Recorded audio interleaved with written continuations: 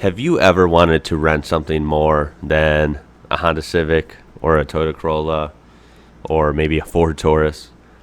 Then you may or may not have heard of Turo. Turo is a car rental app that's been around for a few years now and has certainly gained popularity as it is kind of like Airbnb for cars.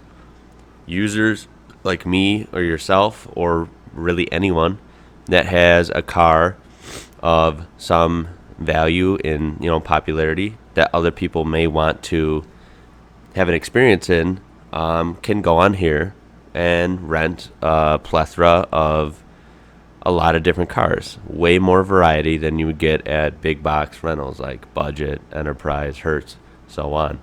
So, what is the deal with Turo? How much does it really cost to rent on there? Well, I have not rented out any of my vehicles on Turo, not yet, maybe in the future.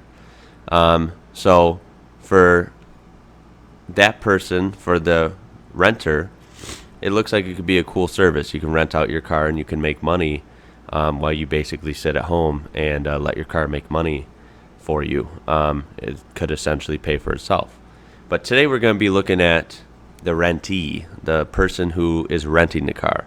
This, in my case, was my wife and it was our anniversary about a week ago.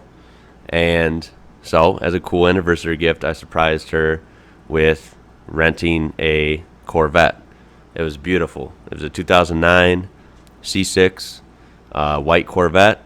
It wasn't like a Z06 or anything crazy like that. Just the regular Corvette is stunning, and it's very, very powerful.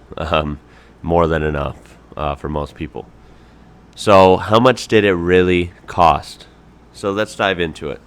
The ad stated that this car was a 2009 Chevy Corvette. It was a nice ad, and I will add that the gentleman that owns it and that we ended up interacting with was very, very professional, very nice, very knowledgeable, and so he made it a good first experience for us. But the car was advertised at $163 a day. So $163 a day, right away you might think, wow, that's a pretty good deal. 160 bucks, and I get to drive a Corvette for 24 hours. It's pretty legit. And it is a good deal. But let's break down how much it really costs, because things are never just kind of what they appear when it comes to businesses like this, right? It says a big price in bold print.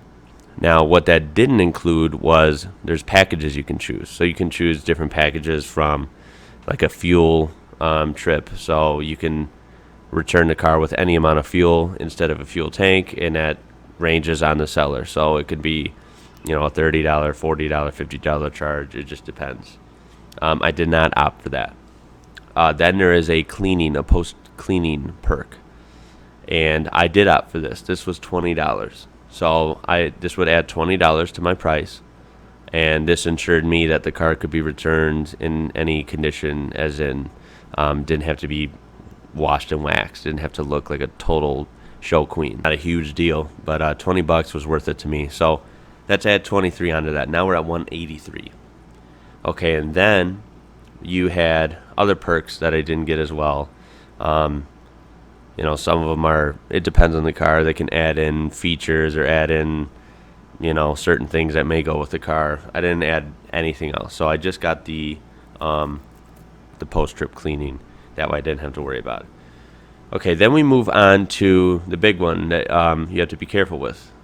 This would be insurance. So all these Turo cars are insured with Turo through like Liberty Mutual, I think. So for the renter and the rentee, both of us can be covered. Certainly the renter is, because otherwise, like, who would ever rent their car out if it wasn't, if it was at risk for being damaged and them being screwed. So for me, I had a choice here as well. So there were different packages, and I chose a middle package, which got me a lot of coverage, and this was an additional $30, I believe. So now we have $30. So 183 plus 30, that's 203. Now we add in at checkout a Turo rental fee. So the Turo rental fee was $24. So 203 plus 24. Now we're at 227. So we're at 227 at checkout to rent this Corvette. Then at the end, after we rent the Corvette, we have fun. Me and my wife and I enjoy our day in the Corvette. We then return it, and everything checks out well, great. But there was a 150-mile so-called limit on the car. This ranges again with each renter, with each car. It can be lower, it can be higher than that. So you get 150, in this case, free miles. Any mile additional is a 50-cent charge. So unfortunately, around my town, there was barely any cars on Turo. So I had to look elsewhere. I had to look at towns that were, 30, 40, 50 miles away. So we ended up renting from a town that had a lot of choices, including this Corvette. And this was about 60 miles away. It's just us getting in the car and driving home and then having our fun and then driving it back the next day. That's quite a bit of miles there. We're going to be over just on commuting, not even enjoying the car, just the commutes to get it and retrieve it. So, yes, I did go over on the miles. I went about 60 miles or so over, so I was around the 210 mark, and that was an additional $32. So I did get charged at $32 over the over mileage, and then we add that onto our 227. Now we are at 259. And then finally, there's one more cost. So it just varies state by state. Of course, I live in one of the worst states, I'll admit it, Illinois. There's a lot of things I don't like about this state. Illinois, of course, has tolls everywhere on the highway. So the I-Pass, it's called. There was I-Pass charges as well. The car was equipped with it, so I could go through the tolls. I could fly through them and not worry about it. But it was an additional $15. So now we're at $259 plus $15. So that finally puts us at our final price of $274.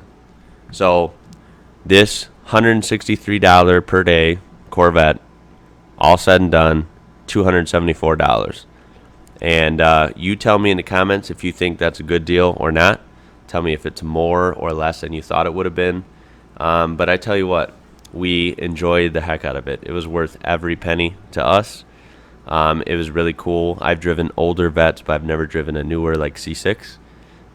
Beautiful car, beautiful sound, drove amazing, and my wife drove it most of the time. I wanted her to really enjoy it, and she did.